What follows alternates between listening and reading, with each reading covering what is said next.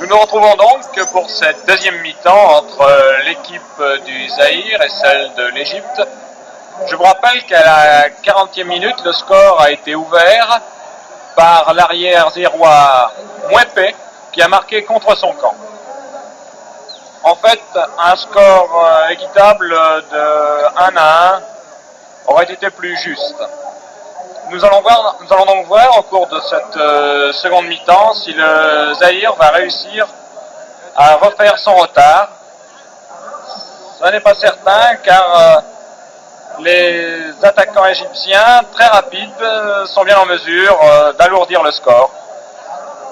Voilà, dans quelques secondes, le coup d'envoi donné par l'arbitre algérien, monsieur Aoussi. Voilà qui est fait. La balle à Mavouba, spécialiste des corners brossés. Mouepé. Mayanga, Mouepé à nouveau. Mayanga. On n'a pas beaucoup vu au cours de la première mi-temps. Mavouba. Mayanga qui va sans doute centrer. Petit crochet. Reprise avec son arrière Garwish. Mavouba. Et touche en faveur du Zaïre.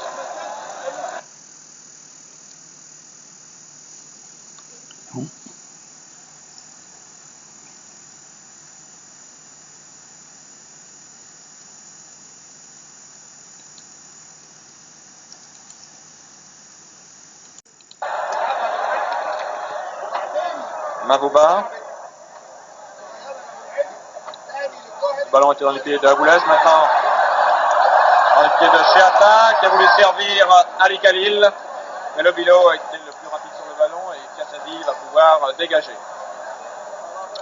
Cela fait maintenant 9 minutes que cette seconde mi-temps est entamée et l'Égypte mène toujours par 1-0 donc face au Zaïre. Le ballon dans les buts de Mayanga. Nana qui voulait servir Mavouba. Abou Brecha qui a récupéré le ballon, qui va pouvoir tirer,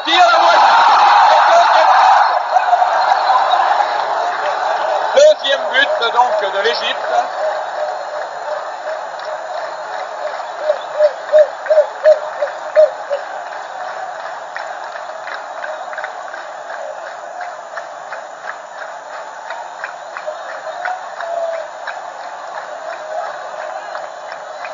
Deuxième but donc de l'Égypte, marqué à la 10e minute de cette seconde mi-temps, but d'Abou Brecha.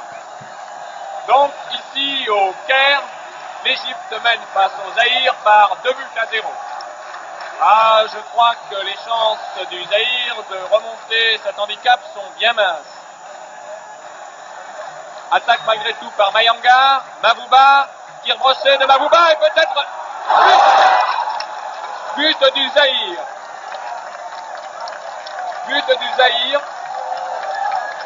Une combinaison entre Mavouba et le numéro...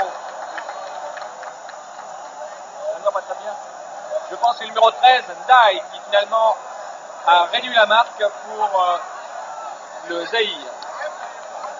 Donc, but marqué 30 secondes après le deuxième but égyptien. Donc ici, 2-1 en faveur de l'Égypte.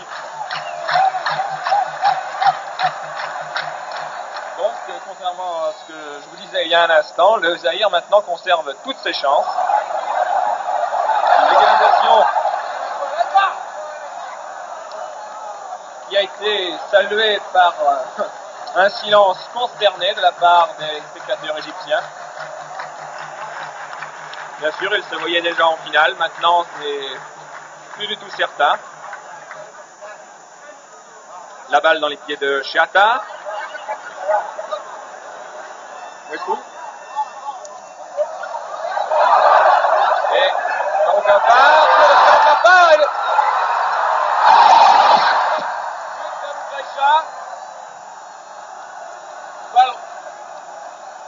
Non, la balle n'est pas passé à côté.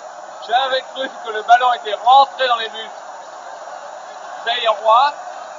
Je ne comprends vraiment pas comment Abou Greïcha a pu manquer ce but. Il était seul face à Kassadi.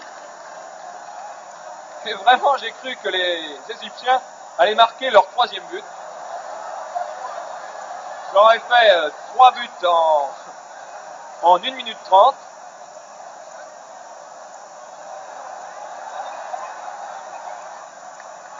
La partie est maintenant très animée, comme vous pouvez le constater.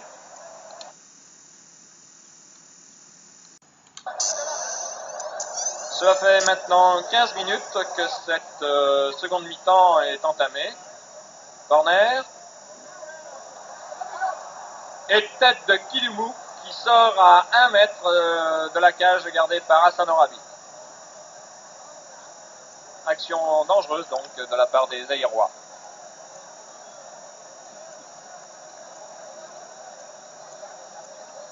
Ah, vraiment, tout à l'heure, nous avons assisté à 5 minutes un peu folles.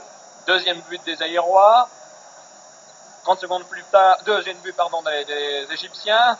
30 secondes plus tard, les Zaïrois réduisent le score et Abou Greïcha, le troisième but au bout du pied, il le met à côté. Alors que non, la balle n'est pas sortie des 18 mètres. Les Égyptiens gagnent du temps.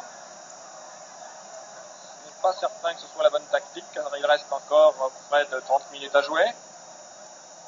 Et tout peut donc encore arriver. Dégagement sur Lobilo qui contrôle. Calmement Lobilo remonte le terrain. Va peut-être, non. Longue balle destinée. Et peut-être égalisation. Égalisation du Zaïre par son capitaine Kidumou. La centaine de supporters zaïrois sautent de joie dans le stade alors que évidemment les Égyptiens restent tranquillement assis sur leur siège.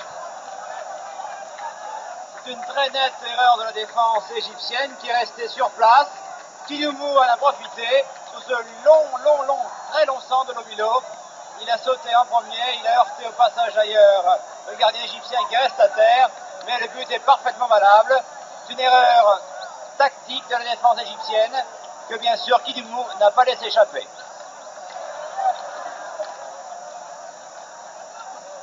Oui, incontestablement ce but est valable. Alors que je vois sur la touche le gardien, le remplaçant de Hassan Orabi qui se prépare à faire son entrée en jeu.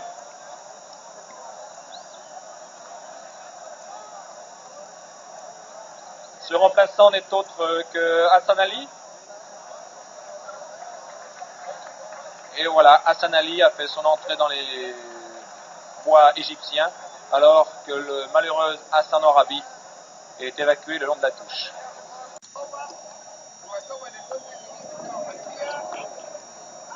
Alors que le numéro 17, Mavouba, j'espère que cette fois c'est bien son nom, Mavouba. Et peut-être le troisième but zaïrois. Oui, troisième but zaïrois. Marqué par Naï. But marqué à la 25e minute de cette seconde mi-temps. C'est la consternation dans le stade Nasser. Seule une poignée de supporters zaïrois laisse éclater sa joie.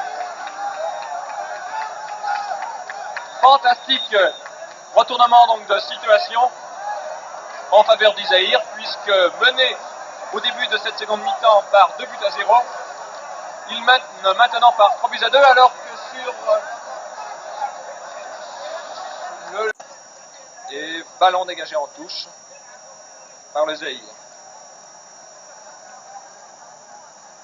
Ce n'est pas la première fois d'ailleurs que Kassadi se retrouvera en finale, puisque je vous rappelle qu'en 1968, le Congo-Kinshasa avait remporté la Coupe d'Afrique par 1 but à 0 face au Ghana.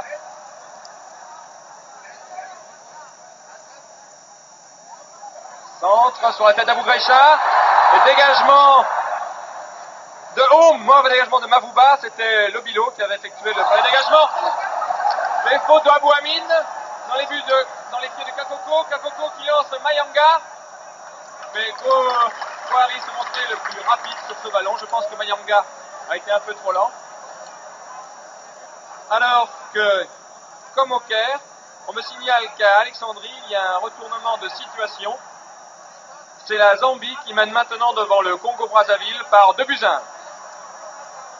Alors qu'il y a un peu d'affolement dans la défense zaïroise. Le ballon est récupéré par le capitaine Kidoumou pour Mavouba qui dégage un peu n'importe comment. Je pense que les Zaïrois ont le tort de s'énerver. Là, ils avaient jusqu'à maintenant le match bien en main. Kidoumou, Dai pour Kakoko.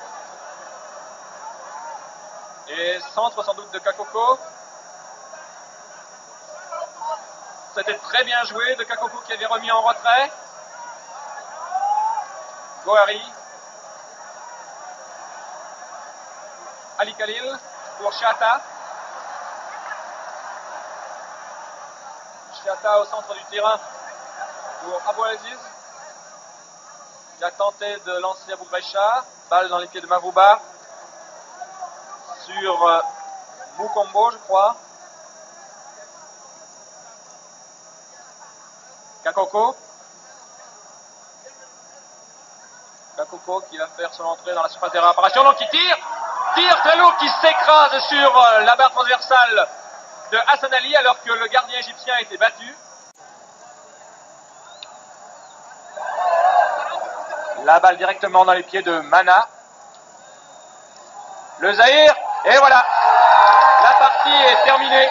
Donc le Zaïre se retrouve en finale. Il rencontrera soit la Zambie, soit le Congo, puisque je vous rappelle que ces deux équipes sont toujours à égalité et jouent maintenant les prolongations. Le Zaïre, donc représentant du continent africain à la Coupe du Monde, va donc jouer la finale de cette 9e Coupe d'Afrique des Nations. Finale qu'il a déjà remporté en 1968 face au Ghana par 1-0. On peut dire que sur l'ensemble de la partie, la victoire du Zaïre n'est pas imméritée, car l'équipe du Zaïre en deuxième mi-temps a été beaucoup plus soudée, a réussi en équipe, on peut dire en grande équipe, à faire le jeu et surtout à l'imposer. L'Égypte a joué son batou, il comptait sur Chiata, sur Abou Grecha, cela n'a pas suffi, l'Égypte est éliminée, mais elle sort la tête haute de la compétition, et ma foi, saluons la courageuse équipe d'Égypte, et en même temps aussi la qualification du Zaïre pour la finale. Ici, le Caire, rendez-vous donc pour la finale.